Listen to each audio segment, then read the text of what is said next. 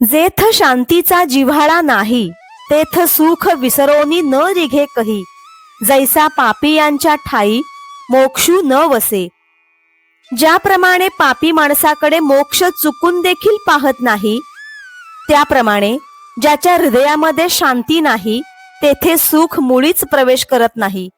देखे अग्नी माझी घापती, तिये बीजे जरी विरूढती, तरी अशांता सुख प्राप्ती घडो शके.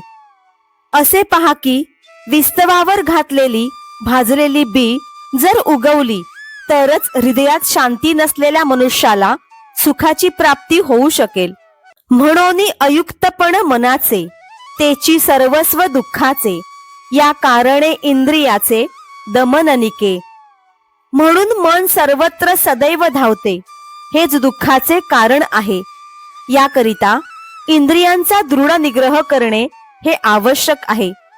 इंद्रियाणाम हि चरताय यन्मनोनुविधीयते, तदस्य हरति प्रज्ञां वायुर्नावमिवांभसी.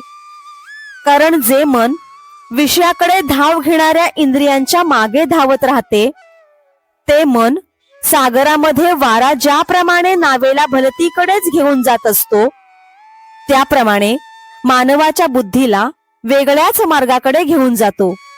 इंद्रिये जे जे म्हणती, ते तेची जे पुरुष करीती, ते तरलेची न तरती विषय सिंधू. इंद्रिये जे जे म्हणतात, तेच ते पुरुष करत असतात. आपण विषयरूपी सागरातून तरलो आहोत असे त्यांना वाटते, परंतु खरोखर ते तरत नाहीत.